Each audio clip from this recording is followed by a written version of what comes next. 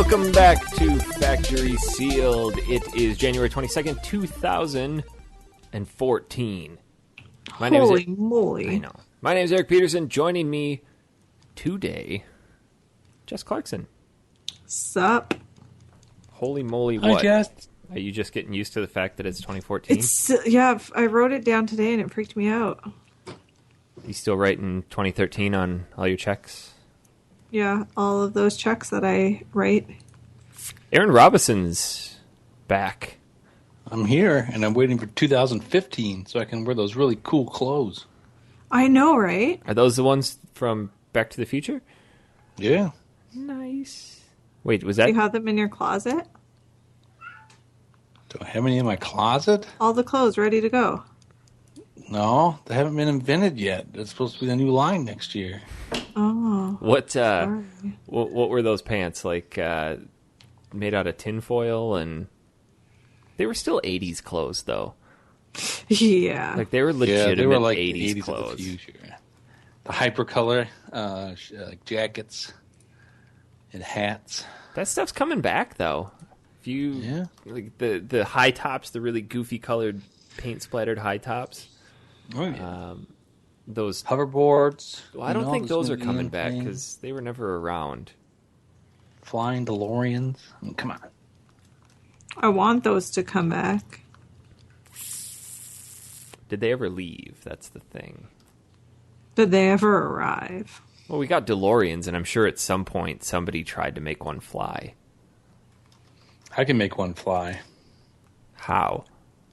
I'm going to drive it off a cliff, and then it's just going to fly a little bit, and then it's going to go straight down and crash. There was you need safety measures. Do you guys ever read about the Darwin Awards?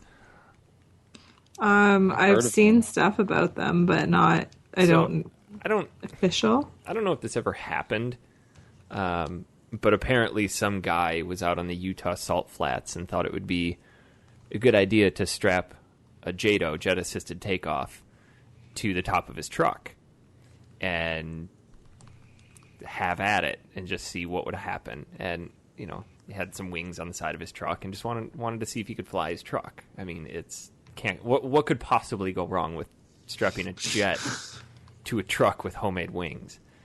Right. And he gets up to speed, and the myth or the urban legend, if it really happened, is that he took off and he smashed into the side of the mountain so freaking hard that the only way they could identify him were the fingernail marks on the steering wheel. Like the fingernails had broke off in the steering wheel. Oh. Jeez. So I don't think it's true, but that was one of those childhood stories I grew up with. Like, this is the Darwin Awards, and then it's like the one guy who's selling indestructible glass out of a skyscraper and had some people come. He's like, "Hey guys, watch this. You need that to buy was in Toronto. Did that really happen? Yeah, it was a lawyer in Toronto. What's the story behind that? That he wasn't selling indestructible glass, but wanted to show that the glass that he had was not going to break because he was on a skyscraper, and ran so hard into the glass that it actually just popped out of the the windowsill. So the glass didn't break, but it just popped. Oh man! How long ago did that happen? I don't know. I read about it the other day for some reason. I'm going to guess 80s because the 80s were a crazy time. I feel like that's something an 80s lawyer would do, except I would picture that being something that would happen in Miami, just like Vice City. Yeah. He's all hopped up on coke and he just got out of his Lamborghini. He's like, "Guys, come here, I got to show you this glass." I could absolutely picture that.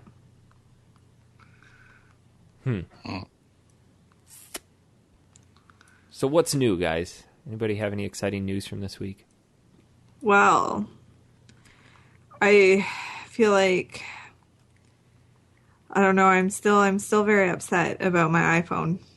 That's right. So I get a message from Jess. You got a message? I got a message through WhatsApp because I can't message you anymore. I can message you. Yeah, Aaron. Oh, yeah. And it says, "New phone!" Exclamation point. To which I naturally responded, "Did Apple make it?" Because Jess is a bleeding Apple diehard. You know, she's probably got that tattooed on her. To which she replied, I almost had to pull my car over this morning to catch my breath. She goes, nope, it's a Nexus 5. And somebody who loves Android, the Nexus 5 is probably one of the best phones you can get out there. It doesn't have any of the really flashy operating system features like the LG G2 or the Samsung Galaxy. It just runs pure vanilla Android operating system. Like, it's the purest Android you can get, and it's super fast. So, and that's on what phone? The Nexus 5. Okay. And I actually have phone envy. Oh, I'm sorry. It's I pretty didn't even know big. that was available. Yeah. Yeah, it's pretty big. What brought you over to the light side? Well, so my phone had been crapping out for a while. Like, it would freeze and then randomly decide that it wasn't going to hang up on callers, and it was just ridiculous. You must have an iPhone 5.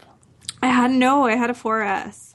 And it was old, so I had been thinking about what I wanted to do for a while, and I really do love Google. Like, if I could live in a Google house, I would. Like, Google could run my life. I want a Google car. I want everything Google. I like Google better than I do Apple.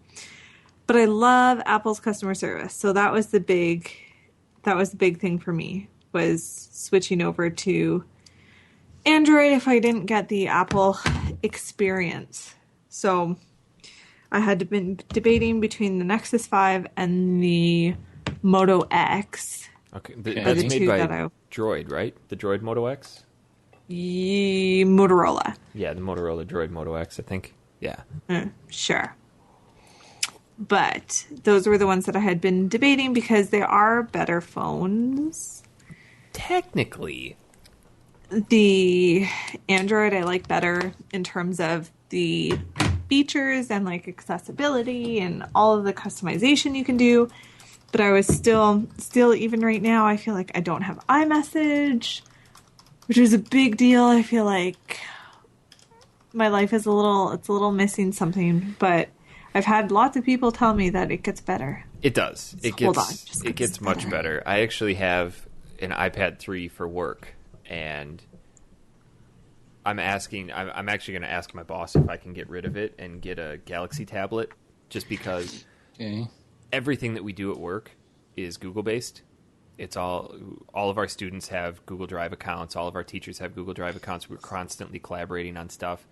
And yeah, you can get the Google Drive app on iOS, but it doesn't function properly. And I love the customization of Android. I mean, it's just nothing you really can't do with it. Well, it was funny, like, even moving around apps, I'm like, I can just put one on the middle of the screen and leave it, and that's fine.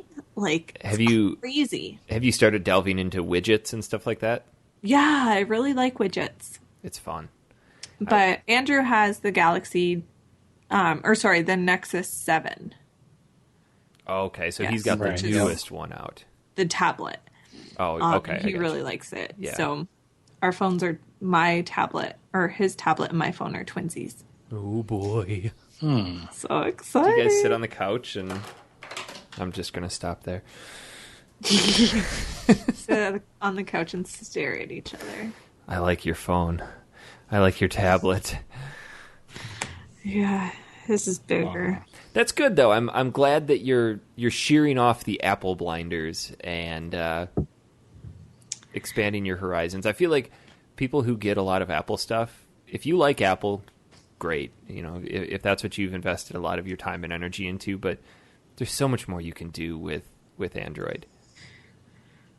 But the one thing that I was really upset about, and Google needs to shut this down, is the amount of stupid Google Plus integration. Yeah. Stop forcing Google Plus. B, how the SMS whatever that it came with was Hangouts. No, it wasn't. So the only messaging feature that you had was through Hangouts. The reason for that being is that you are running basic stock Android. There a lot of the other phones, like other Android phones like the Samsung Galaxy, they put their own interface over the top of that. So you'll need to install something like HandSend. That's what I did. to get past that. So it's not too much of an issue. It's just that the more stuff you put on there, the more it's going to bog down. When I was playing around with a Nexus phone, I was blown away at how fast everything functioned. I had one of the LG G2s for a while and ended up taking it back due to some piss poor call quality issues, and that was a fast phone. Like, that was the top of the line phone, fastest processor you could get, and then I was playing with the Nexus phone, and it was faster than mine. So, you got a good phone. What carrier are you with? I'm with Sprint. Yeah, me too. What about you, Jess? I'm with Rogers. Yeah, they have different stuff up there. We have the most expensive and worst. Like, it's brutal. It's so bad. How much I pay? $90-ish a month for my cell phone. Just you. Just you? Just me. Just my cell phone. And that's 3 gigs of data. Unlimited local calling. No, they just fixed it. So now it's unlimited Canada-wide, which is really cool. It used to not be nationwide? No. Wow. It would only be your specific area. Are you guys stuck in, 1994 landline times? Yep. Holy if I went out of cow. my, area, I would get charged roaming. Is So if I was in, still in Ontario, but a different place in Ontario, I could get charged roaming. They used to have, unlimited nights and weekends. That was pretty popular up until, 6 months ago. Wow. I haven't heard of plans like that in 10 years. Yeah, and $90. Jeez. We're running the Sprint Everything family where we have 4 people in our plan, and it's $60 a phone, unlimited everything. Absolutely unlimited. And the only reason we're still with Sprint is that they don't throttle your data usage at all. If you hit a certain cap, if you hit 2 gigs, so what? You're still going to get full speed internet. Yeah. That's crazy. I just live in an area where the Sprint coverage stinks. My job, the Sprint coverage sucks, so that kind of puts a damper on that. Jess, have you started delving into putting emulators on your phone yet? No, haven't done that yet. Totally should. Just a heads up on that, at least from my experience. Anything other than RPGs is basically impossible to play. Anything that requires precise input and timing, like a Mega Man game, per se. Even Super Mario sucks on the phone. So you could get one of those. I think they're called Mogi controllers. They're yeah. You can get the really cheap ones. How much are those, Aaron?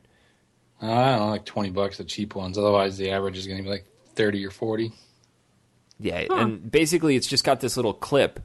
It looks like an Xbox controller. It actually looks closer to the NVIDIA Shield, where it flips up and there's a clip that you can put your phone in, and then it just connects wirelessly through Bluetooth. Mm-hmm.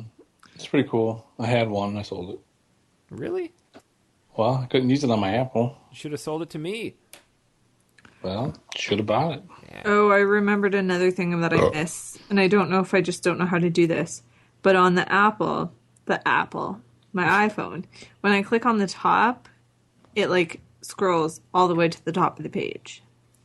Is there a fancy little trick for that on Just swipe your finger really quick, and it'll slide all the way to the top. Hey, you know what you can do that you couldn't do on an iPhone? You can it does.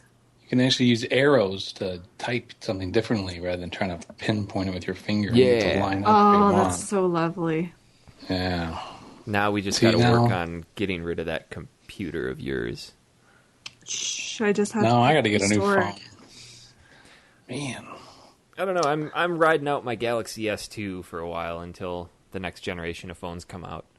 So we'll see. I'm not too big on it. I've kind of, I don't know. I'm losing that desire to constantly have the latest and greatest because it used to be great because technology used to come out and function, and now there's such a high failure rate. And somebody mentioned it in the chat. Where is it? I think it was Ashton mentioned something about planned obsolescence.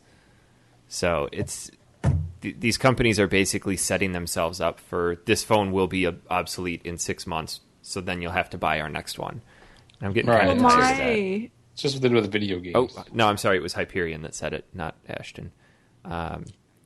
Yeah, my phone only lasted for 2 years.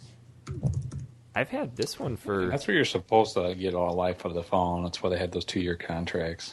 I signed a 3-year contract. Yeah. Wow. Jeez. Yeah, Yeah, I don't know. And then you get, I don't know. I would get a new phone if, like, now that I work where I work, I have, like, zero signal. So, like, I get home and, like, while I work, I'll get the little, like, you know, on the iPhone, Jess, if somebody, like, does a Facebook or Twitter thing, you'll get, like, a little message on their home screen, you know, without having to turn your phone on. Yeah. Well, so I would get that all day long, but then I couldn't access the actual Twitter or anything because, like, I had no signal out there. Mm-hmm. So I'd get home and then all of a sudden being bombarded with like 12 messages and stuff. So that's why I don't know if even going to a different phone is going to help from where I'm at. So it's like, why spend the money when I can't use the features? The only thing I don't like, and this actually can either be a good thing or a bad thing depending on how you view it, Apple was really, really strict with who they would allow to put apps in the App Store. Google, not so much. So that can be a good thing because you get emulators and other programs that Apple may have rejected, but that can also be bad because they might not be the best and they can utilize your phone in ways that it probably shouldn't be used for. I've gotten really, really diligent about looking at the permissions when I download an app. It's like, okay, why does this app want to access my contacts and listen to phone calls or some BS? It's just stupid stuff. Like, be able to delete contacts or add contact. Like, no thanks. I'm not downloading your app for that reason. Or monitor browser history. It's like, no thanks. Kind of terrifies me. Can listen in on phone calls. Can access your microphone even when your phone's not on. Yeah. Yeah, I don't like that. It's crazy. The wonderful world of phones. Mm-hmm. What else is new, Jess? Anything else? Or is that pretty much the highlight of your life right now?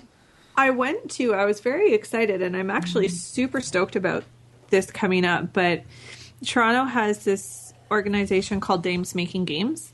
Dames Making Games. Yeah, isn't it cute? But it's a organization that teaches and highlights and promotes dames who are game makers. So I went to a social event and heard someone who made games for Google Glass, which was kind of cool. She develops games for a couple of other companies. I forget. She worked on Webkins, which is kind of fun. Oh my God. Then a couple of producers came in and were talked as well. But on the 30th, I'm going to go learn foundations of game development, which I'm super stoked about. So that's really cool. They're probably going to drop you into something like Java. Very, very basic. I think like Game Salad or something is what I might use. That's what's really cool. There are a lot of apps out there, not apps, but programs out there now that they make developing games a lot easier. I remember I was a senior in high school and I got a copy of RPG Maker 2 for PC. And I started playing around with it, and it basically makes a game that looks like a Super Nintendo Final Fantasy style game. You're kind of limited with your palette of what you could put, but it gave you that idea of how that went together. And every JRPG I've played since, I've looked at it from a construction perspective and been like, oh, I know why that character can walk behind that bench because that panel is set to be in front of everything. It's kind of like how you layer things in a PowerPoint presentation. It's just you put things over top of each other, and it's really cool to be able to see that, and that they've been able to create programs that make developing games a lot easier. But then you've got other things like Unreal that they just said, here's the engine, have fun, or Unity or something like that. It's like, Unity is really cool. I downloaded Unity and I went, yeah, I'm dumb. No thanks. No thanks. Yeah. But I'm very excited for that. I don't think that's going to be a field that I get into, but to dabble is really fun. Absolutely. At least you can say, hey, I understand this a little bit better than 0%. Yeah, so you can look up Dames Making Games if you want. It's really cool. When is that now?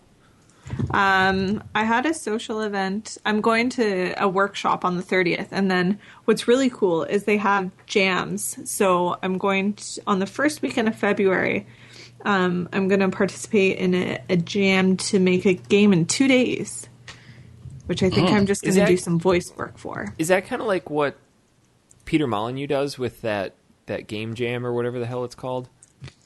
Yes. Where they come out with those games. Is that the same thing, or is this kind of like a ripoff of that? Like, they're kind of around all over the places. But this is just, they have some incubators that are like 4 weeks, but then they have some that are shorter, which is fun and crazy. 2 days to make a game is kind of crazy. Oh, that's kind of cool. When is this taking place again? First weekend of February. Speaking of making games, I was digging around I started playing Morrowind again pretty heavily. I think I mentioned that before. But I heard somebody threw out a link to something called Skywind, where a group of modders has gotten together and they are essentially reskinning all of Morrowind with Skyrim graphics, and they're pulling pieces of the Skyrim engine and game functionality and dropping it back into into Morrowind. But on top of that, they're also on a quest to go through and completely voice over all the unvoice-over dialogue. And it's basically, this community is open to whoever wants to do it, and they have this huge checklist of, hey, these are the characters that we need dialogue done for. So if you want to dabble in doing voiceover work, you can, check this list, record some dialogue for it, and if we like it, the people who are in charge of this, we'll put it in the game.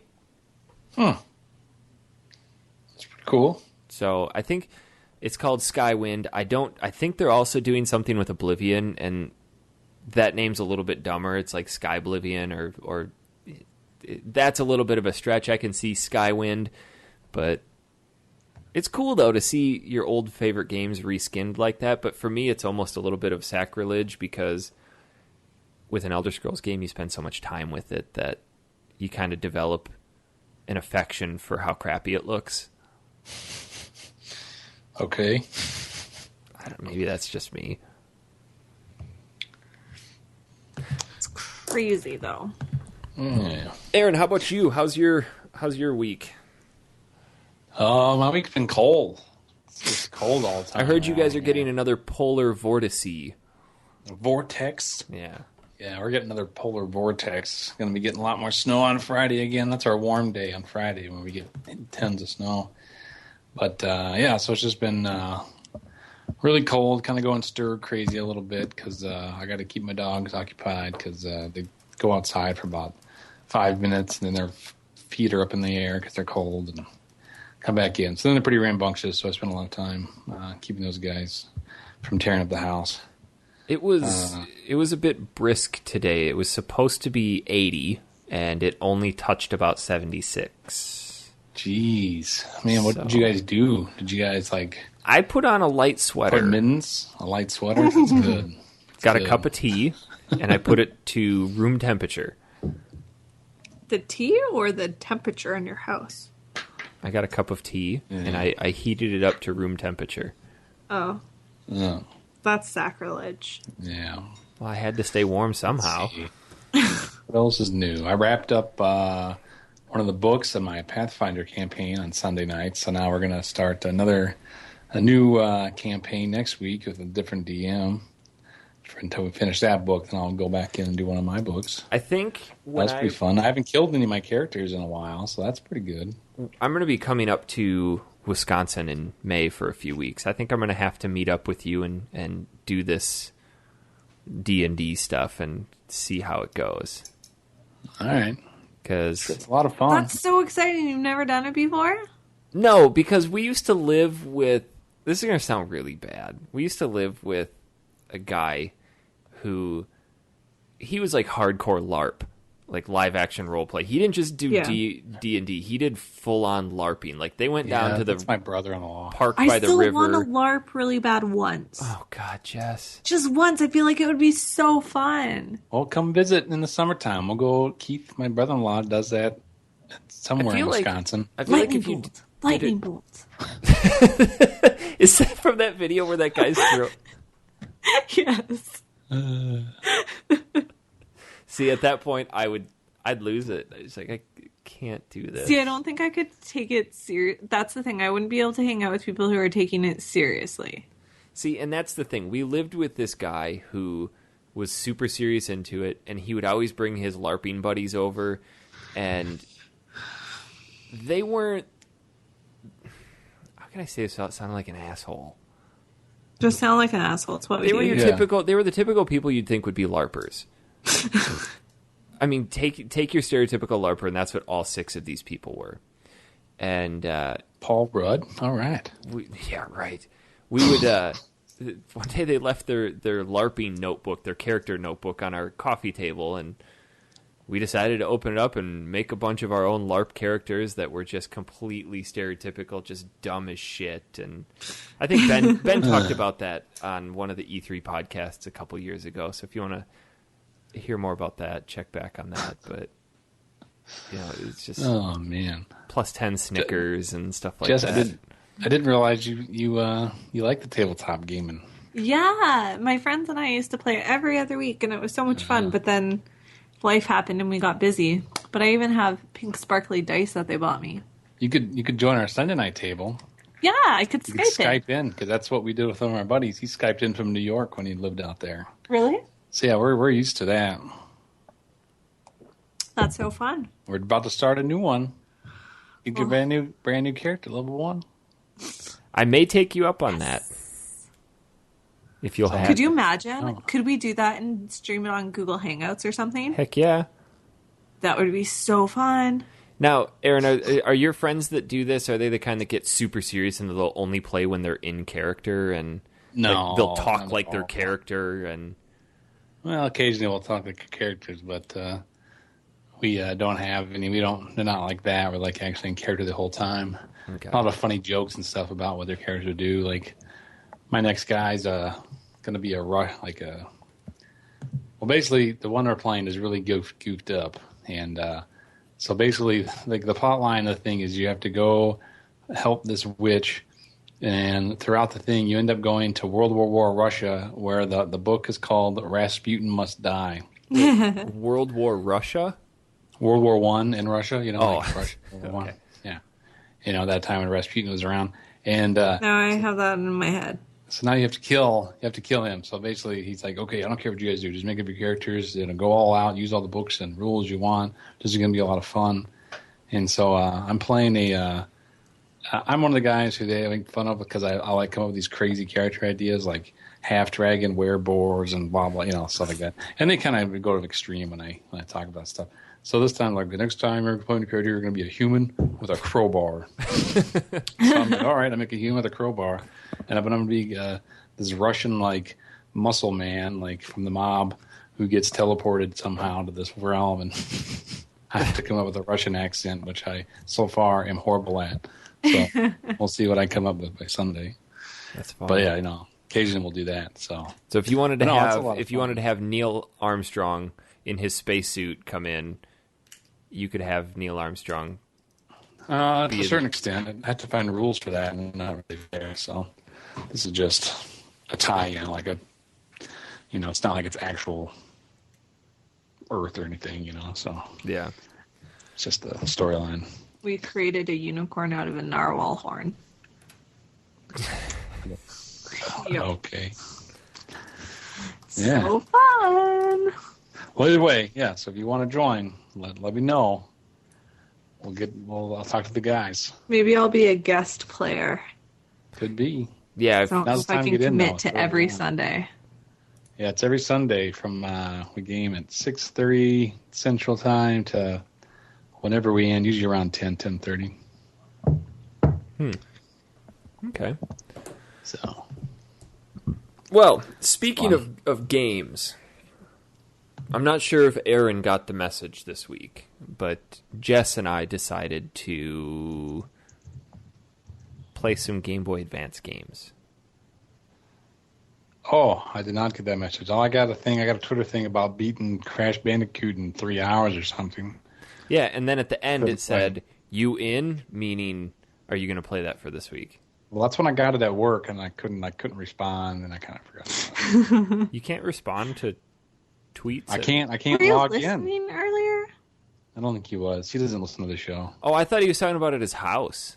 No, at the house I'm okay, but when I'm at work, which is... I can't do anything out there on my phone, so I can't respond to anything. Mm-hmm. Like Don't you have one a time you computer guys at were work? having a conversation. Yeah, but I can't, like, It's I don't get on difficult. Twitter on there. That's the that's the perk of being in IT. I do the chive. That's about as far as I go. Don't want to get busted. So Yeah, that's just a lot of stuff. Jess made a suggestion. So Jess, I'm going to let you talk about that. So, I originally bought Powerpuff Girls, the game. Wait, bought? Yeah, it was $1.99. Okay. So I bought it. And then I was very disappointed that didn't work because I was actually kind of excited to play how bad of a game it was going to be. So when I went to return it, I just bought Crash Bandicoot instead. Okay. So that's why I picked that game. So this is an actual cartridge that you have, Yes. and you returned a $1.99 12-year-old Game Boy Advance game. Yeah, it didn't work. Okay. Okay. Yeah, I wouldn't gonna want to keep a game keep that it. work. Did you blow? Did you give the old Nintendo blow? I blew so hard. It was very sensual. Well, you probably got it too wet. I was gonna Damn say, it. did you? It's usually my problem. Yeah. Can be sometimes. It's such a hard balance. So I need to work on my blowing skills, apparently. But it did not work. The guy at the store even helped me. He blew on it, too. It's just a blow Sorry. fest, huh? It was a blow Like fest. everybody's Oh, just that's- blowing left and right. Spit and blow. That's not good. It's only... No. Yeah. It's not the kind of party you want to go to. It depends on who you are, though. If you're the one doing the blowing, probably not. Yeah. Yeah, I was definitely So- the giver. If you're the cartridge, probably. Yeah. So anyway, you return this I cartridge. returned this cartridge, and so I picked up Crash Bandicoot, and I was kind of excited to play it. I definitely skipped through the introduction, so I don't really know what the game's about. You're not missing much. That's honesty. Essentially what happens is Neocortex says, finally my diabolical scheme is complete and I'm going to shrink the Earth.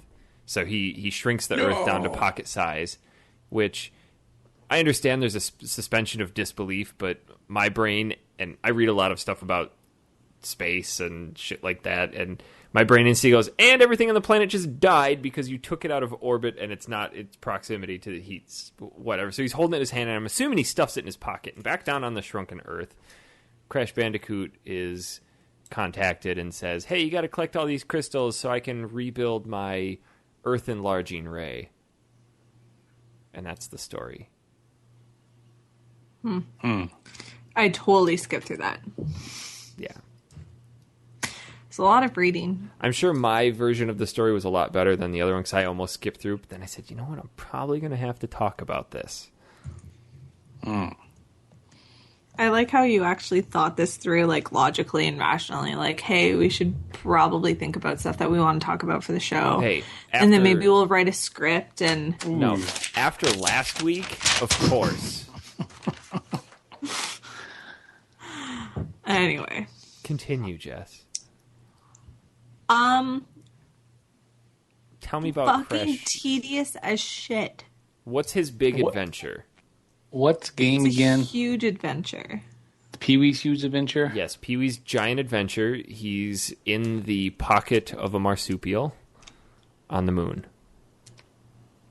But Crash Bandicoot has a huge adventure. Oh. Are you going to... Never mind. It's blowing again. We're going back there. Yeah. Jeez. But you go through these like warp rooms and go through different levels, and they're tedious as shit. That's my main message, is that it was tedious as shit. But no, for real, because I missed something. What game are you talking about right now? Crash Bandicoot's Huge Adventure. Oh, okay. Huge adventure. All right. I thought you were joking. That's why I couldn't tell. His adventure is huge. So big. I remember selling that game. I know what the game you're talking about. All right. Continue. So Jess told me, hey, play this. Like, yeah, I like Crash Bandicoot. And popping this one in was a little difficult because I know what the Game Boy Advance is capable of. And this one just...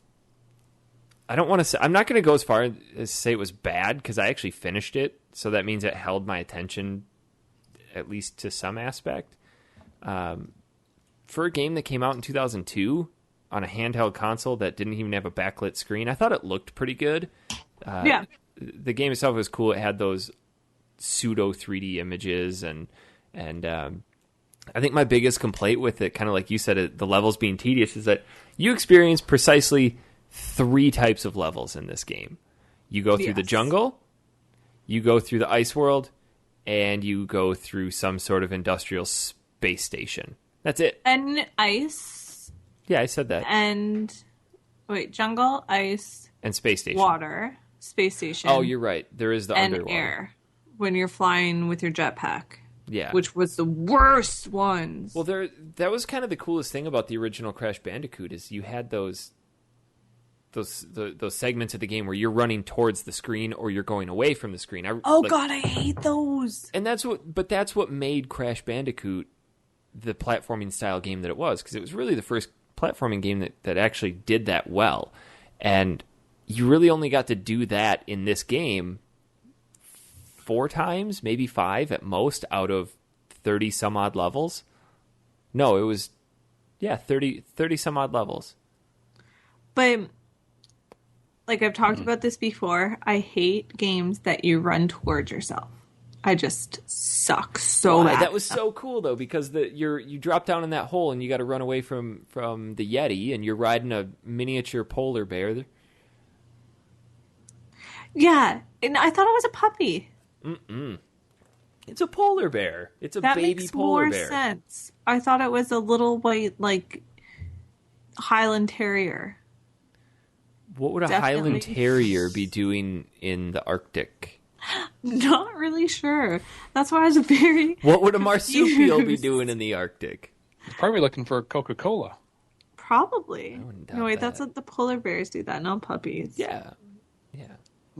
Anyway, the polar bear was super cute, but then I also was concerned because after you finish, you jump off the polar bear's back and it just does like a little wink thing and then hangs out with the Yeti. Why is that okay? I don't think he hung out with the Yeti. I think the Yeti ate the shit out of that polar bear. So he sacrificed himself. So I jump on this little baby polar bear, which is probably not okay because it's still growing and now I've fucked up its back. Probably why it needs to commit suicide, because I just destroyed this little thing. I wasn't impressed with that. Well, think about it from this perspective. Crash is actually out to save the world. I mean, right now the world is stuck in some guy's pocket. Do you think, in the grand scheme of things, a deformed, broken back baby polar bear is really going to matter? That's where you start losing your humanity, is when you start just disregarding life. So in order to keep... It's okay to sacrifice all of humanity in order to keep your humanity. That's a tough call. I don't know if I could sacrifice a little baby polar bear. So let me pose this to you in a different way. You ready? Ready. 2 days from now, this interstellar fleet of aliens arrives right over Toronto. and you're the first person to make contact. For some dumb, odd reason, they come down to your doorstep with a polar bear. Baby polar bear. And they said, break this polar bear's neck, or we're going to blow up the earth. I don't know. I tell them to blow up the earth. Are you I don't serious? think I could break a polar bear's back. You're not breaking its back. You're breaking its neck. Negotiate with alien terrorists. They would say sit on it, and in the process of sitting on it, you break its back, and as it's breaking, you break its neck. So we're putting you in Crash's shoes here. I would call for the doctor. I'm going to pull a Doctor Who card. Oh, I thought you meant like Dr. Kevorkian. No. But, no. If I'm negotiating with alien terrorists, who knows? What if they are like, ha ha ha, just kidding, we're still going to blow up the earth, and now you have a dead polar bear on your conscience. It's not going to matter. You're going to be dead anyway. What if in the afterlife, by killing that polar bear, you're sentenced to eternity of hell? Yeah. What if? I think that's where it comes down to the morality of it, because you did it with the intention of... No, because that's where we can get into terrorism and a lot of... Yeah, you're right. I don't negotiate with alien terrorists. So yeah, but you're still willing to fucking break that... Or you're willing to blow up the earth because you don't want to break that polar bear's neck. I'm not pulling the trigger. The aliens are. Here you go. What if Andrew, who's sitting on the couch behind you, overhears this and watches you go stick your middle finger up to these aliens? He comes running and goes, fuck that polar bear, and snaps its neck right in front of you. And then the aliens actually honor their side of the deal and fly away, never to be seen again. How would you handle that? We would have a discussion about ethical... that's his decision. That would be... Because I would be like, that's why I would say blow up the earth. Because there's people willing to kill that polar bear. Yeah. Aaron and I know what's up. I don't know. I'm of that mindset that the But I'm the type of person that would kill I would run out in the middle of an ice water, save a dog, and end up drowning in the process. And the dog would just walk right off the ice. Or the dog would drown as well, and suddenly you've got a dead person and a dead dog. Yeah. Because shit like that does happen. People try to run into burning buildings to save somebody only to have everyone die, including themselves. I don't know. Stupid alien terrorists. Could you imagine the negative press you would get? Because everyone would be dead. No, let's say you'd have to live with it. We're going to be back in a year and blow the earth up. For one, why that polar bear cub? I'm trying to put her in Crash Bandicoot's shoes. Because she had such an issue with Crash breaking this bear's back and then leaving him to be eaten by the Yeti. Maybe the Yeti is the victim of a poor economy and can't afford proper food for their family. So by you bringing this polar bear, which is probably too fast for the Yeti anyway, because you see the size of that motherfucker, that thing is huge. He probably can't run all that fast. So you're bringing this polar bear to him, breaking its back and incapacitating it, therefore feeding the family of children Yeti. If you teach a Yeti how to fish, it will be able to feed itself. So maybe you taught this Yeti that in order to eat the polar bears, you need to break their backs first. Hold on a second. First off, does the polar bear actually break his back, or is this just Justin's imagination of how the game is working and ending up next to this Yeti? I think I don't think Crash actually breaks the polar bear's back. And maybe the polar bear, after Crash leaves, becomes good friends with the Yeti, and they don't eat each other at all. They're just like hanging out, waiting for the Coke bottles to arrive. You still rainbows. Yeah, you still have your childhood innocence, don't you? Who, me? Yes. You're the kind of person that still believes that when you were a kid and your parents said, we had to take old Spot to the farm. He's out running with the family right now. He's so happy. You still believe that 30-some-odd years later. That your dog is still there. I was told that my favorite dog in the world was taken by my Chinese neighbor and eaten. Oh my god! So wow, that is so bad. Yeah. Who would So, say that? because I think that's what really happened. That's why it got said. I think I had that happen to a black cat of mine. It got eaten by the Asian neighbor people on Halloween, or just killed. I feel like that is not even true. What? Why would they kill your cat? It was Halloween. Black cats, Halloween, Yeah, that would evil. be... No, in China, black cats are lucky. It's white cats that are bad luck. The people, the ethnicity of people from my hometown weren't Chinese. They were Hmong. They were Laotian. So from Laos. Completely different. I don't know. This is shit my parents tell me. Yeah. I feel I like was your a parents are slightly racist. I was a sponge at that age. That's why children are so much fun. Back to Crash. Let's circle back around here. All right. I don't feel like there's any proper segue to get back to this other than just a full 180. Like, let's go back. I agree. Polar bear killing and starving yetis aside, what did you think of the actual gameplay itself? I mean, yes, the levels were tedious, but Crash is regarded as one of the best platform games. I really enjoyed it. I did have issues with some... it reminded me of Aladdin, like where sometimes it didn't quite line up, especially with those. I don't know what they were, but those spike things, the little armored spike doohickeys. Oh, the little porcupines with the retractable quills. Yes, those I had issues with, where you could be standing and you had like pixels between. And then it would say that you're dead. Oh yeah, I think I know what level you're talking about. There's one where you jump over those TNT boxes, and there's a porcupine, and then you have like just the exact width of Crash, and then you have the electricity bolt. Yes. Yeah, that was frustrating. I just got to the point where I would time my jump over the top and jump on him and kill him. So that's what I ended up doing. So some stuff like that I found a little bit tedious. I noticed it on a couple of levels where it just wasn't like 100% perfect in that regard. Mm-hmm. But I had a lot of fun. It would have been more interesting if there was a different, like more dynamic levels, because it felt very repetitive. Especially the air levels. I was getting very annoyed of killing blimps, and that was kind of annoying. But all in all, I had a lot of fun playing it.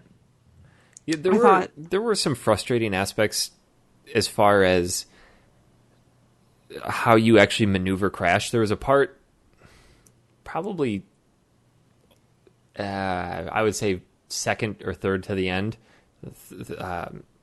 third to last level. There's a spot where you physically can't jump up high enough up one of these walls, and nowhere in the game did they ever tell you or encourage you to use the R button to run. And if you use the R button to run and then jump, you actually jump higher. They never tell you that. You have, like, the R button I knew you could slide with. And I never knew that till about 3/4 of the way through the game. I just didn't function with those buttons because it was not necessary. I feel like they gave Crash all these abilities that you never used. The one where he does the little belly flop, that was cool. I used that a lot. But the one where they said you can keep pressing B and spin and spin and spin, I never used that ever, and it never called for that.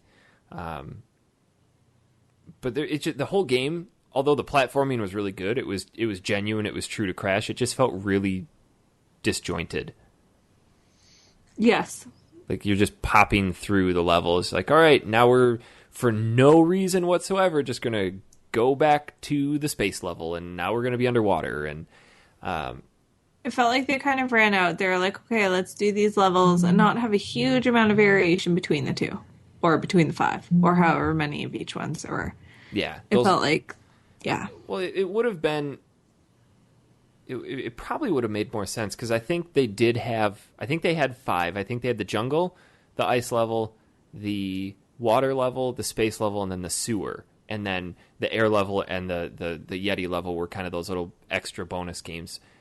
and there were 4 worlds you had to go through. Probably would have made more sense to have a theme for each one of the worlds that you were actually going through. So it's like you're flowing through this, maybe tie together the jungle and the water levels, and then have one full world of ice levels, and that way you're not just jumping back and forth. It felt like there was absolutely no purpose to what you were doing. I agree. And they didn't really explain why you're collecting those crystals. Actually, apparently they did. They did. The Just crystals kidding. were so that What's-Her-Nuts could rebuild the Earth Enlarger ray. But the apple-y thingies. Those were kind of like coins in the original Mario. If you get 100 of them, you get another free guy. I didn't notice that. Did you get all the apples? No. I got a lot of them.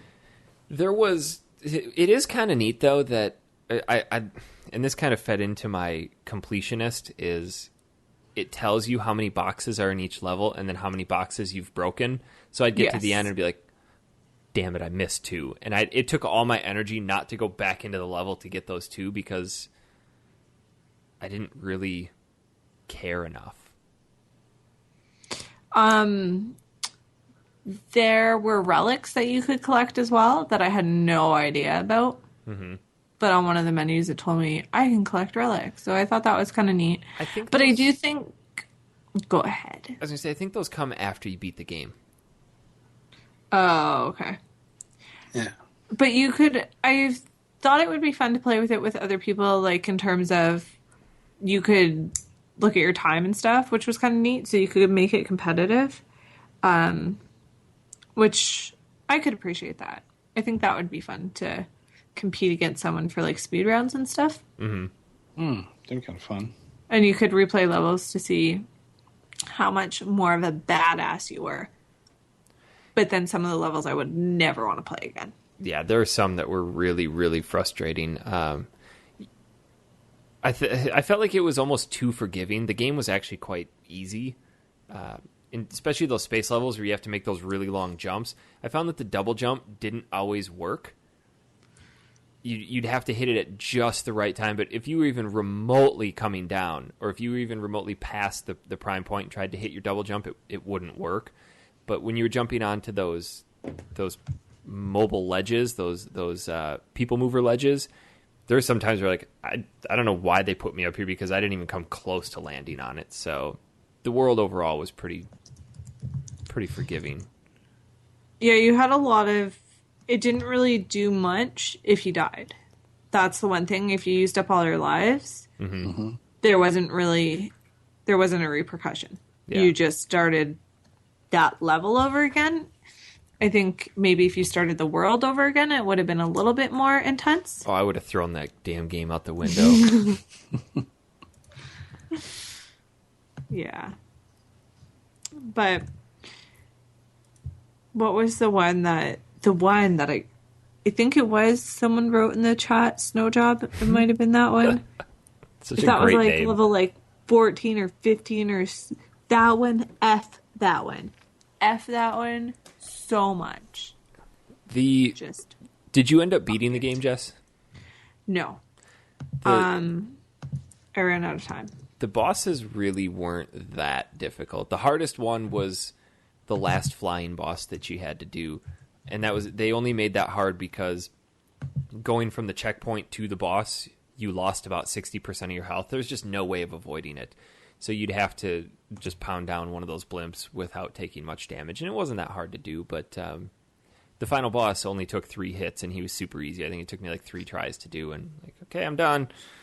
But it was fun. I didn't realize that you could shoot the guns out of the blimps. Maybe not the blimps, but the one boss. Yeah. The first one, I didn't know that. It took me a while to figure that one out. Yeah, I kept dying, so I shot out the guns, and then it's like, all right, you are a worthless enemy at this point. Pretty much. And he would occasionally fire a missile, but in all, it was good. I went back and played a little bit of the original Crash Bandicoot just because I got the bug for it, but I don't think the Crash Bandicoot model has aged well. I don't think if they rebooted him, it would. I don't know. I could be wrong on that, but it was still fun to play. The original one on PlayStation 1 was a ton of fun to play, but I think that's because I played it when it first came out. In terms of platforming, it's very, very, very generic. Mm-hmm.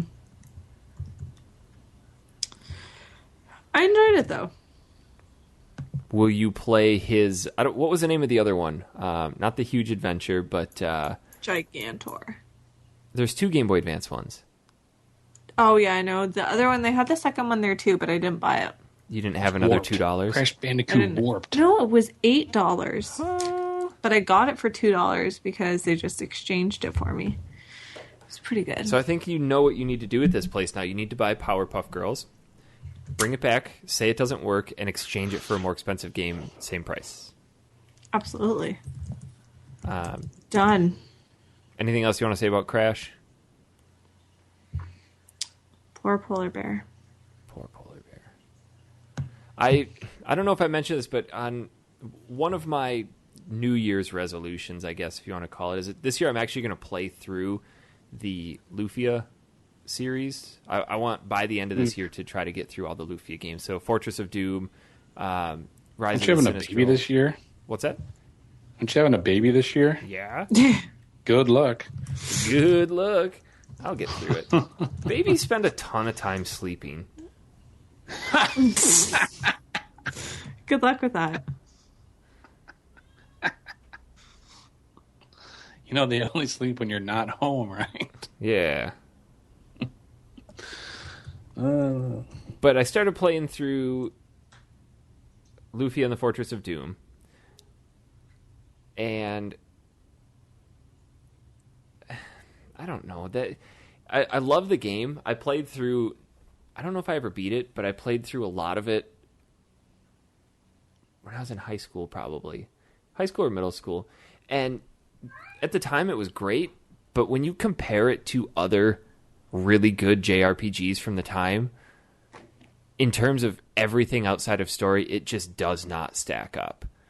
The interface, the menu system is very, very, very archaic and cumbersome. It feels like it's something out of a old 1980s point-and-click RPG adventure game. It's really, really cumbersome.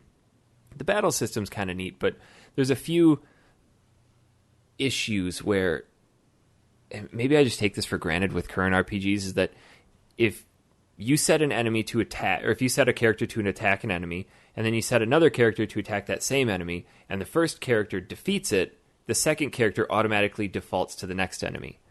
Yes. Not in Lufia. People are that dumb where, oh, you beat that one, I'm going to swing at the air. And oh my god, that would piss me off. And the combat in that game is actually difficult. Like, if you don't sit, this time around, when I got out of the first town right away, I just sat and did some level grinding for the first 45 minutes just to get myself up a little bit higher, because it can be kind of brutal.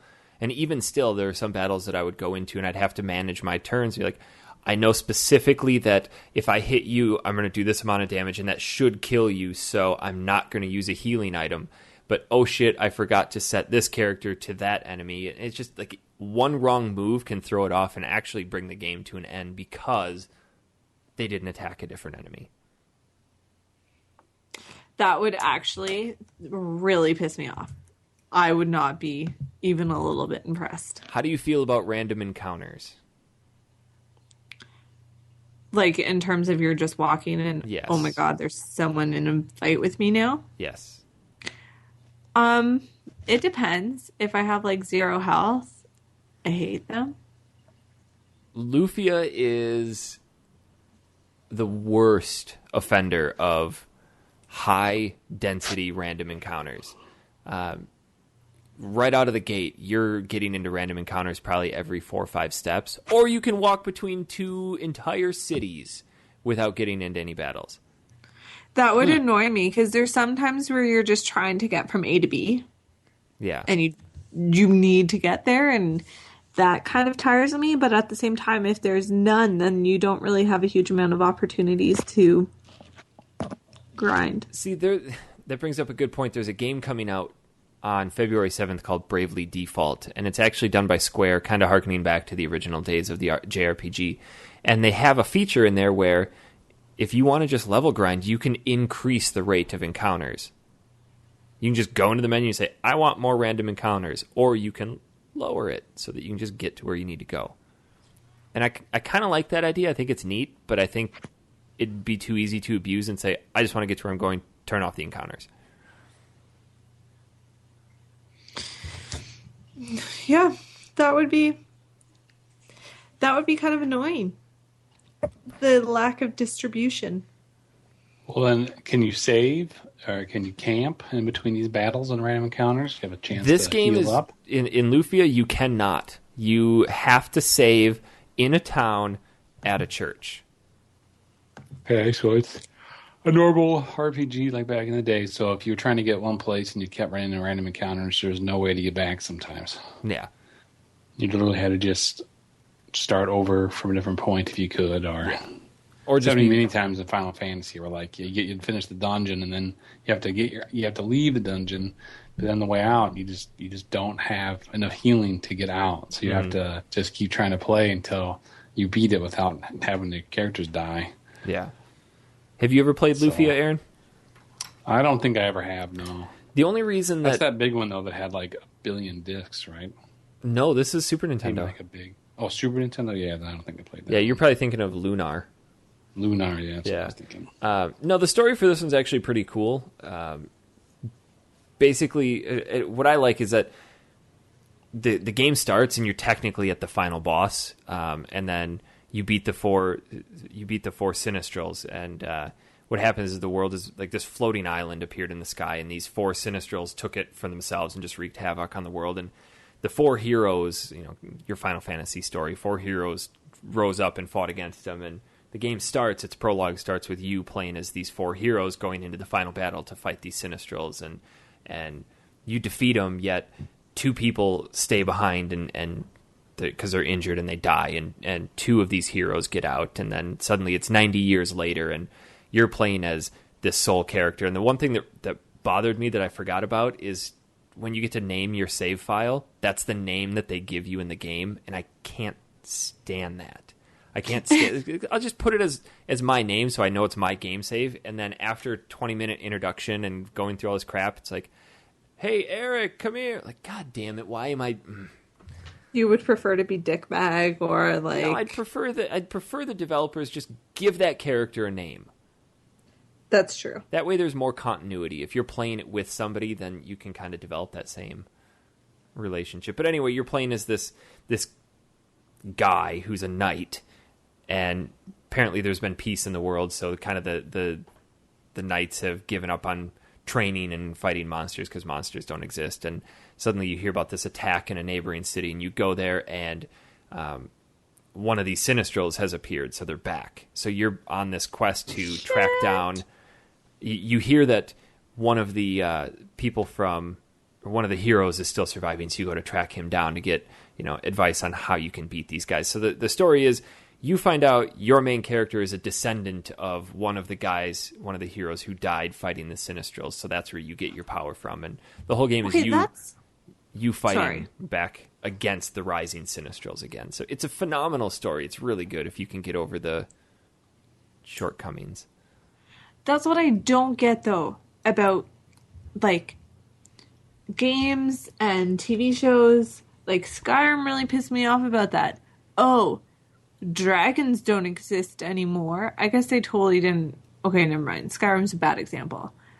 But in Game of Thrones, people would be like, yeah, dragons totally don't exist anymore at all, even though we have proof. Yeah. And in that game, Sinistrals don't exist, even though... Some people who fought them are still alive.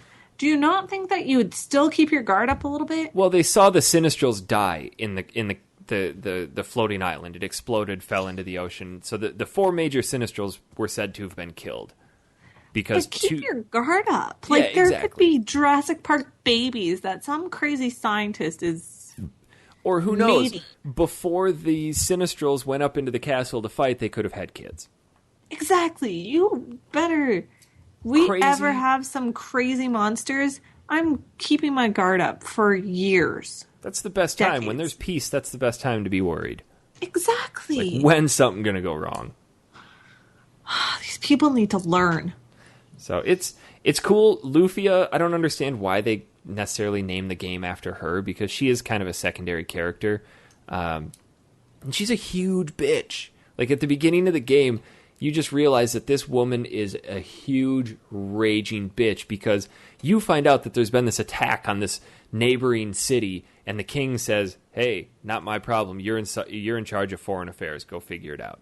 So you're back at her house, and she's going to make you some cinnamon pie. And she She is. You're going to eat her cinnamon pie. She turns her back to go into the kitchen, and you hear about this. You go, shit, I got to go now. So you take off, and you're kind of a dick for not saying, hey, sorry, I'll have some of your pie later. Yeah, you will. So you come back, and she wants nothing to do with you. She's head over heels for you at the beginning. And just because you leave to go potentially save the world without eating a piece of her pie, I guess I could see why a woman might be mad about that. Yeah. Didn't let her finish. But at the same time, that's what I find an issue with a lot of games that are written that write female characters. They're all very one-dimensional and freak out about the littlest things, or like a lot of their love stories are super ridiculous. Or they write the style of character, the type of female who's really rough and rugged, but you can tell she's obviously hiding her effeminate side. Yes. Like, they are very basic. Like, I don't know. There's not a huge amount of excitement or new developments on the female character front, because they typically are either like bitchy but then they actually love you, or they're dumb as fuck and they're the heroine, or not the heroine, the damsel. That's what I was trying to say in my brain. And that is good. Really annoying.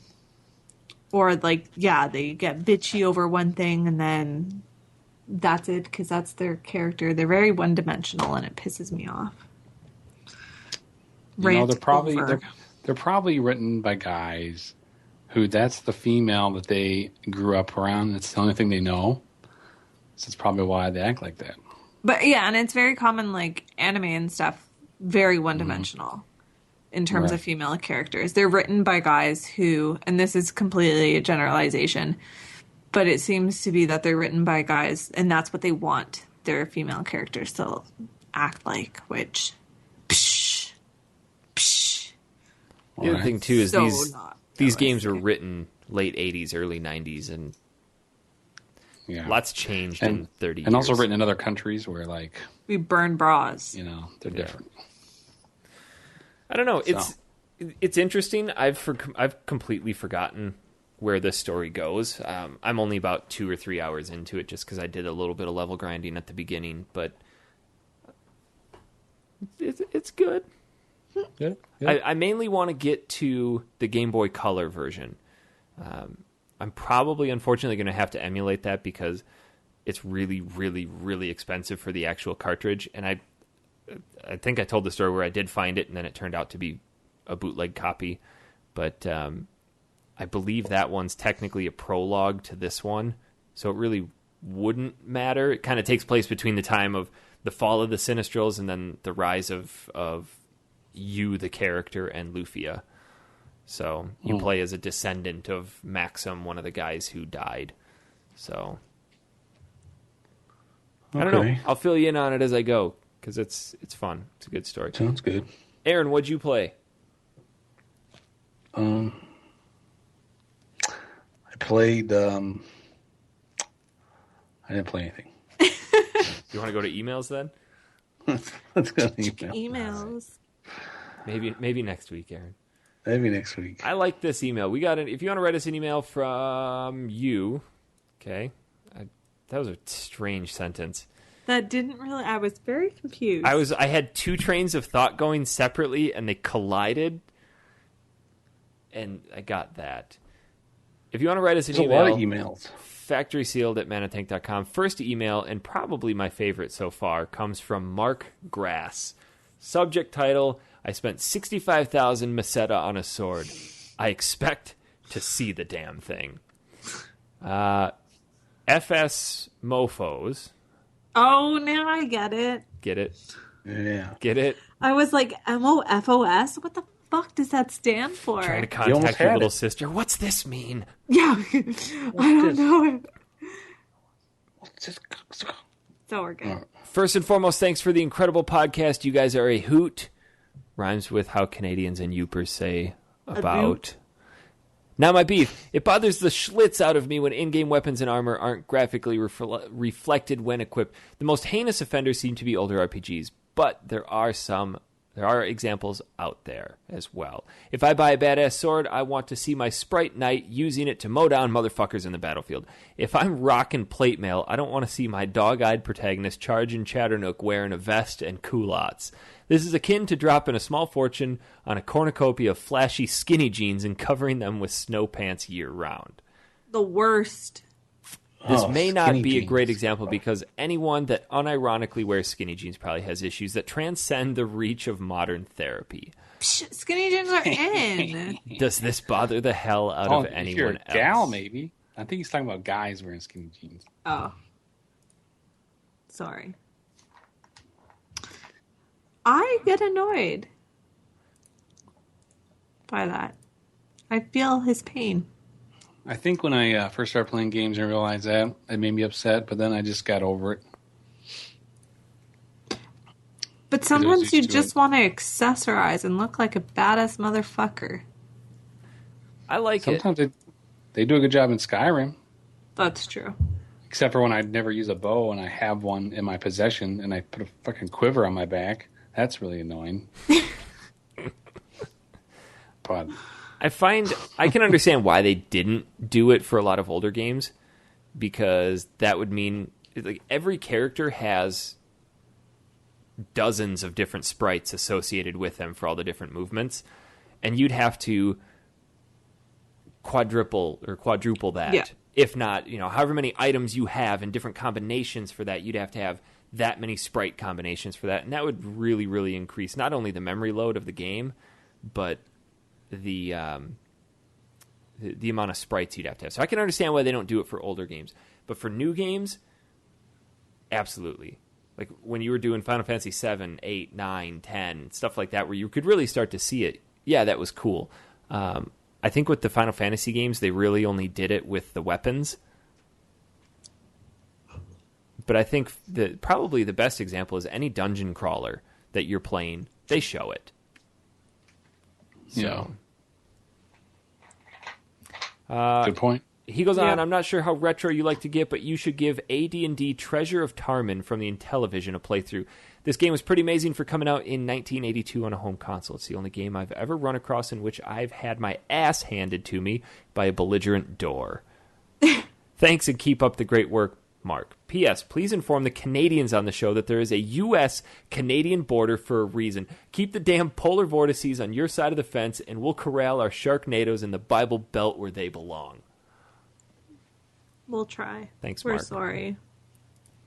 Yeah, thanks a lot, Canada. Sorry. Brianna Miller writes in, Hey Factory Seal crew, I listen to you at work and want to thank you for helping my day go by. N64 is the first system my brother and I owned. I love listening to all the nostalgia going on, but sometimes feel my all-time favorite system/controller doesn't get as much love as its older brothers or the PlayStation kid down the street. This is a general impression steeped deeply in favoritism. Probably you cover it the same, but anywho. Some of my favorite N64 games I suggest, Ogre Battle 64, Harvest Moon 64, Mystical Ninja Goemon, and Yoshi Story. 64 is much better than the one you just played. 2 of these are my top 5 games, and I would love to hear your opinion. My question relates to my experience with such games as all the ones mentioned above. Chrono Cross, Legend of Zelda. Have you ever played a game and only realized years later that it was actually a sequel or inspired by a different game? The first Zelda game I played was Ocarina of Time. Really? I knew there was others after, but I didn't really get into Zelda until after that game. Little factoid. So Well, you thought Zelda, the Ocarina of Time was the first one. I don't know if I thought that, but that was the first one that I was like, wow, this is really cool. So that was kind of a bad example. I'm not sure. I think I fall victim to the I've played this game and then prequels come out after that. So that would technically make the first game a sequel. Yeah, and that's pretty common. But like if you read on further here, it does talk about an example of the Chrono Cross, but then she realized that Chrono Trigger was like the original, so she didn't talk about that. So I feel like that would be a very happy realization. Yeah, especially since Chrono Cross was vastly inferior to Chrono Trigger. So that'd be like finding a sweet, sweet diamond in the rough. Right. It's pretty freaking awesome. I can't think but of I any. I was going to say, I agree with the fact that I would like to spend more time on N64, but I feel like we don't because... Eric hates it. I don't hate it. You hate it. I tried to do a show on We Star don't Wars ruin Shadows of the Empire. everything. I don't hate anything. Aaron, you're a murderer of love. All right. Better love than polar bears. Well, let's see. First, about this email, I would say it's nice to hear from a female writer. I don't get too often of those. Quit hitting on her. You're married. As one of those gamer geeks, I'm like, I bet she's really hot. She plays games. I was just winking really awkwardly. I'm super glad that we don't have a video. Secondly, I feel like I feel really old reading this email because unfortunately I'm old enough to know that most of the games that you're talking about did have prequels before the sequel came out. So it's hard for me to come across games that are made to be sequels or made after games because I actually knew the original game. So You're totally hitting on her. You're setting up that age, so maybe she likes older guys. Nah, I'm married. I can't do that.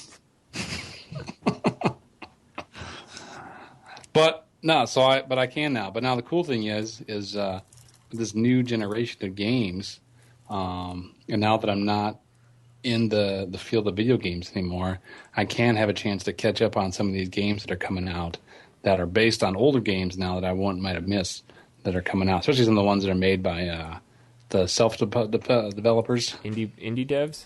Indie devs, yeah, because they come up with a lot of games that they loved as children or whatever, and now they're coming up with games that are like similar to the ones they played, but definitely updated. So that's going to be me in like 2 weeks. Yeah, it is. You should make a dating sim. I should. Yeah. All about pie eating contests. There you go. What kind of pie? Cherry grandma's pie. God damn it, Jess. I was actually kind of leading you towards that. You could do the sequel instead of the lemonade stand. You could do the cherry pie stand or the pie stand, and maybe have some milkshakes. That bring all the boys to the yard. Bring all the boys to the yard. And they're like, it's better than yours. Mm-hmm. I think one game that a lot of people don't realize is actually a sequel is the original Super Mario Brothers. Right. Well, that was because the first game was like based on just a dude running up ladders and stuff. No, you're thinking of Donkey Kong. No, the original Mario Brothers was like the one in there where you're in there too, and you're running around, and you like the sewer pipes or whatever, and you're Mario back and forth trying to hit the porcupines that come out of the tubes. Yeah, those guys. Yeah, that's the original, and that was just called Mario Brothers. Yeah, I've never played that. But then that goes based off. Those guys are based off the dude from Donkey Kong. Yeah, because he was technically just called Jumpman. Jumpman, yeah. Not as cool as Rockman. I was just gonna say. God damn you. See, I think with modern gaming, it's hard because we've fallen into that trend of just putting numbers after our games. You know, like Mortal Kombat 2, Mass Effect 2, Halo 3. It's like, okay, if you can't figure out that that's not the original, you're dumb. Right.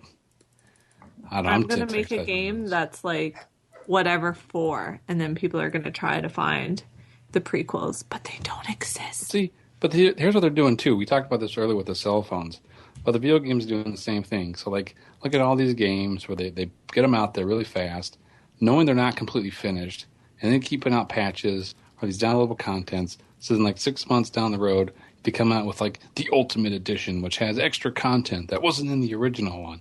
So you're spending money on like the game to play in the first place. Then you're spending money on the DLCs. Then you're spending money to get all the stuff you just bought, plus this extra little bit of content, when like they could have just waited and put it out all at once. I feel like that's a rant. Well, that's worth a show in itself. We have to I guess pay to play our games that we've already bought. Right. Like the Tomb Raider that's coming out, the remastered one for the next gen. I really want to play that. Or do I want to spend $600 to play it again? Not really. Sure if you guys heard this, but Capcom is releasing the Ultimate HD edition of Resident Evil 4 for PC. For PC, I might have to get that. So they found one of the last consoles they haven't ported that to. Oh, well, actually, no, they did port it in the first place, but it was just such a crappy port that now this is kind of their apology. Eric, why don't we save that for a show when you can tell us why you don't like the game? I know. I feel like that should be a segment. Eric's unfounded opinions. I mean, do you even play these games, Eric? I don't even order games. Potato. Nobody likes you. I don't like me. Grady Trexler writes in, Yoshi's Island is such a great game. I can't believe you guys didn't like it. For one thing, and I know you mentioned it, the art style is great. Secondly, I like the mechanic of eating enemies and using them as eggs to throw at other enemies. Definitely like playing with your poop. It is. Poop eggs. Next, there's so much to explore and collect. Maybe this wasn't so in the SNES version, but there's a bunch in the GBA version. It's filled with secret areas and stars and all the good stuff. Finally, did I mention the graphics? Love the environment level design. Anyway, I hope it's too late to email in as it is Wednesday already, but I hope it makes it on the show. Could you guys play Ninja Gaiden 2 for the NES? Wasn't sure if it's been asked or not, but it is a solid game. I would love to play that game, except for I will break my controller like I did when I was a kid. Yeah, that game's super frustrating. Did you legit break a controller? Because that would have been awesome. I did. Damn. Just hulk it up and like tear it apart, or did you throw it? Oh, I broke it in hand. Like I bent it in two. That's amazing. I can't remember. Like, if it was these days, I could just take a picture with my cell phone, but back then that wasn't around. I would just get all hussy and fussy. I may have cracked it over my knee as well, but I was so... Was that before or after your rendition of the Urkel? That would have been before the rendition of the Urkel. I've seen that. It's not coming out. She's lying. There's no video. Even if she just has a picture. Yeah.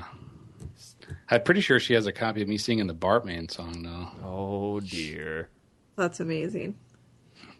Christopher Alford writes in, Hello, Factory Sealed crew. I will say that I am 8 episodes behind. It's good to catch up, but sucks to be so behind on stuff. So I have some questions to ask, and they're for everyone. First, would it be possible to get an interview for all of you for a paper that I need to do? The paper is on game-based learning, and I know that the response from you guys and gal, didn't forget you, Jess, would be critical in this paper. For now, I just wanted to see if you're in or not. I would warn him that I will get so boxy and talk forever because this is what I'm working on for my thesis. So, sorry, Christopher. Hit her up on iMessage. Oh, wait. Oh, shit. You went there. No. I did.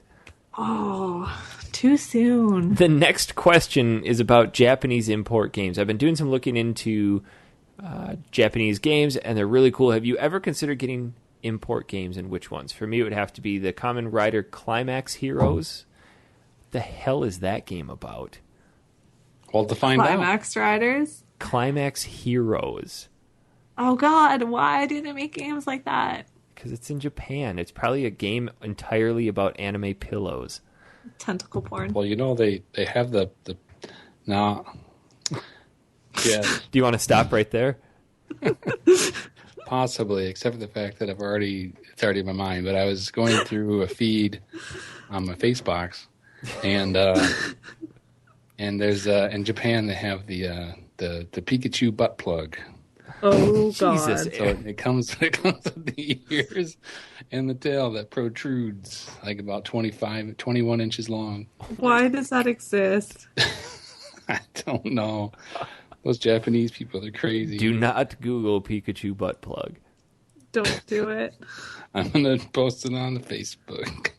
Facebook. Please do that, because that will be amazing. He also mentions Kingdom Hearts 2 Final Mix for PS2, which I do believe that is the one that they are using in the HD remake for PS3. So I would hold off on importing that because you won't have to be able to read Japanese.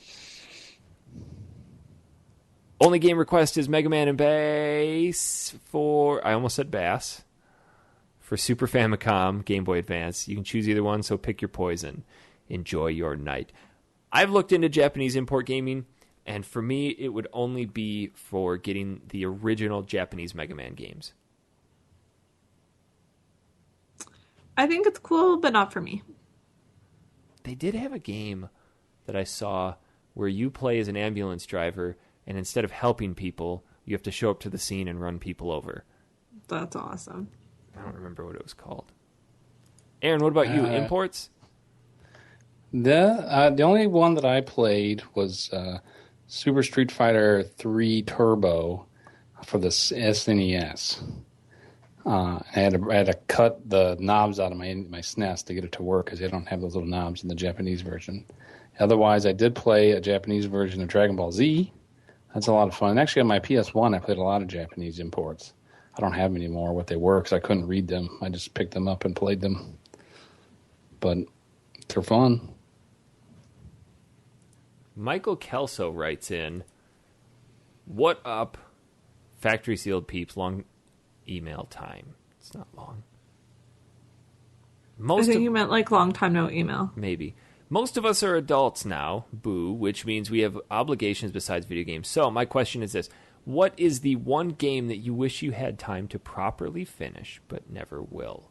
Mine is probably Final Fantasy VII. I started playing it 15 times, but always quit at the thought of how long it's probably going to take me.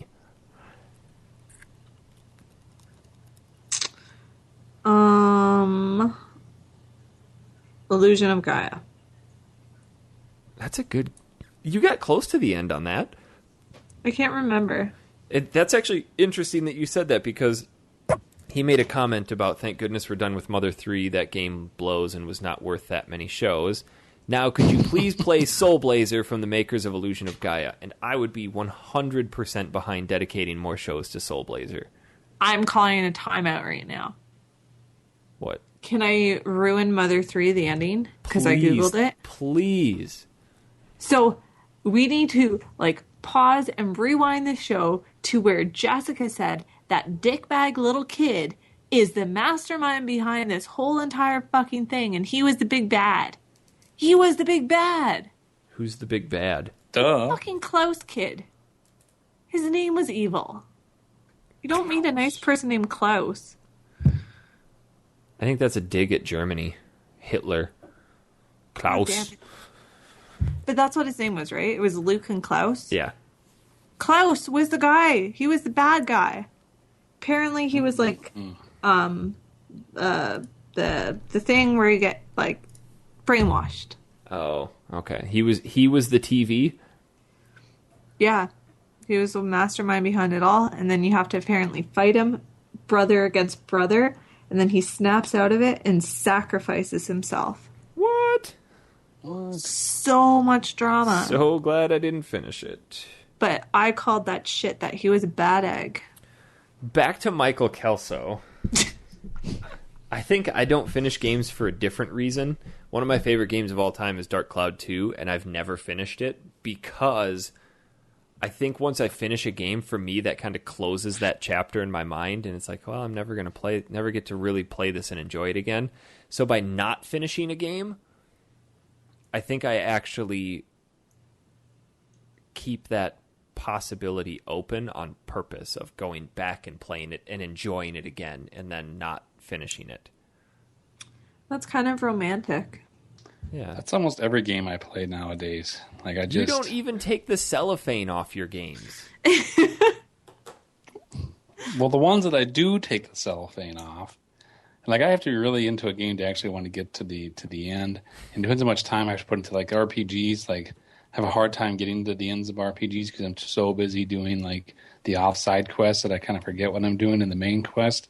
Yeah. So then I just don't want to beat it. And then I get to games like Uncharted 2 where I get to the end and then I stop playing it because I start playing something else. But I really want to finish it, but I don't know if I'll ever get back to finishing it. But like Tomb Raider and Back to the Future and Far Cry 3, like I 100%ed those. And, it was a big accomplishment for me to actually finish those games. So, but yeah, I kind of feel the same way. Like I don't want to finish them. So, because then I won't play them anymore. I would say. Now, go ahead. But now I can, because I still have a reason to go back and play them just to finish them. I think for me, one of my all-time favorite PS1 games is Alundra.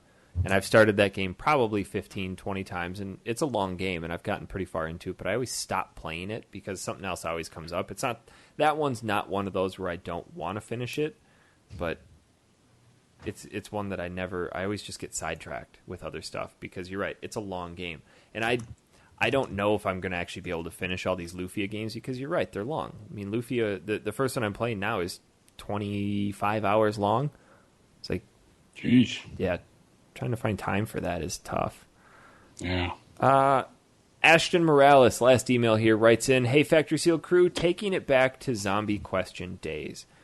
You have 3 days to prepare for the zombie apocalypse. You're the only one who knows it's coming, and you can't warn anyone. How do you prepare for the oncoming horde? Running for the hills is not an option. These will be Walking Dead, the episodic game version of zombies. Also, I forgot to play the game with you guys. Shit-colored star for me. Have a good weekend. Ashton. Hashtag Team Jess." Yes. Suck up. This is, like, I literally think about this all of the time. Oh my God. This is what happens when you have anxiety. Well, the way your brain works, I think you're safe. I have decided that I would need to get 2 backpacks, throw the kittens in the backpacks, because I don't know right now if the zombie apocalypse is going to be, like, if it's infesting kittens or not. So I would have to do that. And then I would probably go to the store to buy, like, I would go to, how many days do we have? 3 days? You have 3 days to prepare. Oh, so I could go to, like, Mountain Equipment Co-op or something and buy, like, water purification stuff. Literally, this is kind of funny, because Andrew, because of my crazy anxiety brain, actually bought me a survival book for Christmas. Oh my goodness. Because I get so excited about being able to plan for emergencies. Well, so I would get like a bug out bag and be ready to go with my kittens. So instead of a pregnancy bag, you'd have the zombie apocalypse horde bag. Yeah, and I would get a crossbow. Crossbow is, I've decided, is going to be my best zombie weapon. Well, yeah, you can load it with things other than actual crossbow bolts. Like, you could put forks and shit in it. And we don't have easy access to guns up here. So I'm kind of shit out of luck. So I'm thinking crossbow, bag of cats, well, I could also, like, ammunition, have bait. The kittens on leashes, kind of like Michonne does with zombies. Except the cats are going to get eaten. No, they won't. They're going to be badass with little ninja cats. Actually, no. The house cats are the actually number one most killing predator in the world. Well, yeah. Because they fucking destroy birds. Birds, insects. Yeah, Mice. They have the most kills. Yep. Sorry. I can't beat Jess's. I mean, that's neuroticism at its height. Well, what I would do is I would call up my friends, the alien terrorists, and say, "All right, time to blow up the earth." I'd call him up and say, "Hey, you remember that polar bear? Come on back." Actually, wait, no. Because if you break its neck, they don't go away. Yeah, no. So you would make a shrine to the polar bear. Yeah, and say, "Guess what? That polar bear had a baby, and I'm not killing this one." Motherfuckers. Yeah. Actually, I think if I think I would also just go north. Like, I think Canada's a really safe place to be if there was a zombie apocalypse. Because there's not as many people in Canada, so once they all die... And snow. I don't think zombies would like snow. You got to get out of that snow, and then they're just going to freeze. Like, not... Yeah, but they're probably not. But they're literally going to freeze. Like, they're not going to be able to move. Not to be So frozen. A Debbie Downer on the whole zombie thing, but I read an article on crack.com about why a zombie apocalypse would fail and wear itself out within a matter of 24 hours. And it gave all these scientific reasons about why a body in that state would just cease to exist based on everything that we know about zombies. Like, just it was a fascinating read, and ever since I've read that, I've just kind of lost all interest in the whole zombie culture. It's like, and they're not going to be alive for 25, 30 years. They'll make it 4 hours. Laugh at how everyone thinks that they'd survive the zombie apocalypse. I know I would die. Like, the majority of us would die. If zombies could last like movie zombies, I'm sure I would be dead. Here, I found that article, and just in brief, it says they have too many natural predators. Look at all the movies and all the shows. Zombies only attack other humans. So therefore, you'd have dogs and mountain lions and bears and ninja kittens and ducks and maggots. Maggots, for God's sakes, rotting flesh, maggots. They would eat them. Zombies couldn't take the heat. They would be out in the festering heat and just wither away. There's no moisture in their skin. I would shoot from my crossbow like little packets of maggots. I thought you were going to say shoot Maggot hand bombs. warmers at them. No. Take the heat. I would need that for up here. This one was probably the most interesting. One of the reasons was biting is a terrible way to spread a disease. And it goes into the scientific evidence that biting somebody really isn't going to pass on the disease. I mean, it's mostly airborne through coughing and stuff like that.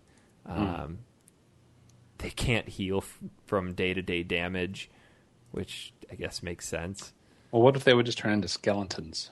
Like their flesh would rot away and the skeletons would keep moving. How the hell are the skeletons going to move around, Aaron? Then that would be like magical zombies. Yeah. Yeah. Well, how do you know the zombies are going to be magical zombies?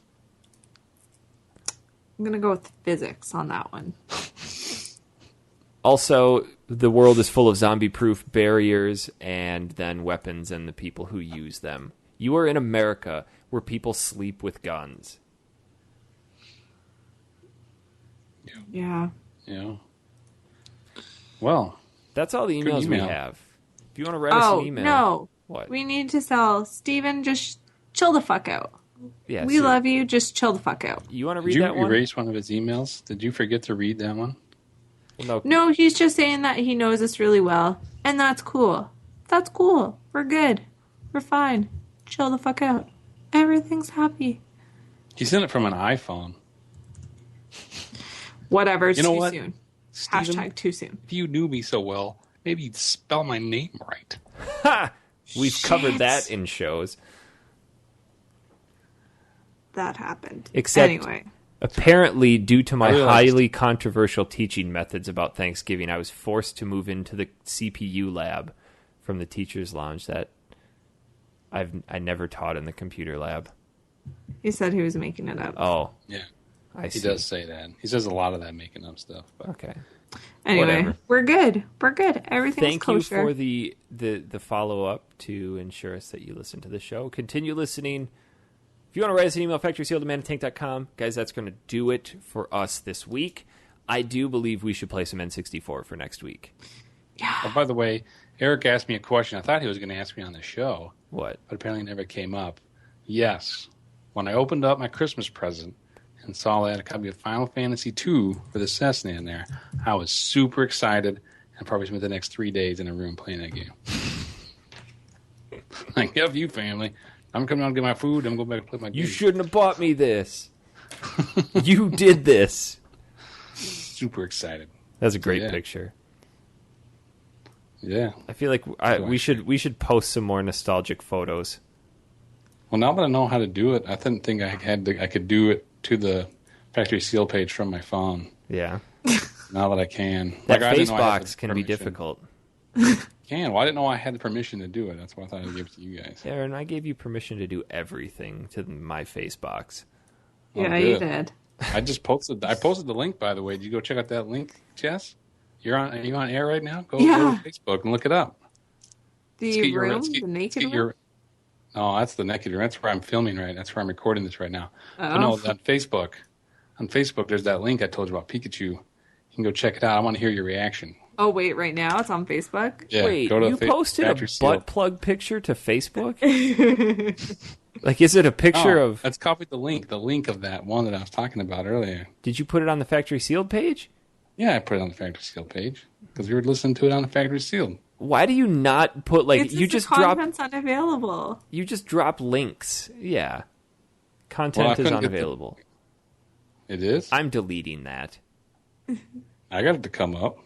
Because you're friends with those people. Oh, Delete. that's true. If you want to see the Pikachu butt plug, Google it. Yeah, I feel like it should really have a good vibrate feature.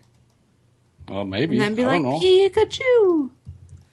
So there's didn't suddenly read it. speakers in this thing? There should be. It's a Pikachu butt plug. So it's like a full-on tail. Yeah. This is like getting into some dangerous furry territory. It's Pikachu territory. You must have found it. This is why I'm broke or something. Yeah. It's the site. I don't know. Oh, God. Anyway. That's gross. Guys, that's going to do it for us this week. We're going to play some N64 for next week. I don't know what yet. I kind of feel like playing Wave Race. Yeah. But we'll come up with some other stuff. Wave Race. Wave Race 64, man. Oh, yeah, I remember that game now. Yeah. Or you could just play the Wii Sports Resort jet ski, whatever the hell it is. Wakeboarding, same thing. Any final thoughts, Aaron? Any movie quotes that you want to botch? I dropped a lot of movie quotes there in the show, so I think I'm good. Good. We We may be switching to a different day if it works for everybody, so we can accommodate Kev. But all right, we'll see. we'll see what happens with that. I would like to take a moment to reflect on the gold star that Aaron should get this show. No dog. Oh, Stayed the whole time. my God. Holy. Yeah, you're welcome. The fans are probably going to be sad because they probably love hearing my dog bark. No. Or the vacuum. And unlike Eric getting mad over the vacuum, they probably love hearing the domestic side of the Aaron Robinson household. I don't think that's right. I don't know. Find out. Speaking of which, I We're forgot. done? We're done. All right. We'll see you back next week unless we tell you otherwise, and we're going to play some other games too, so we'll let you know what we're playing. We'll see you all next week.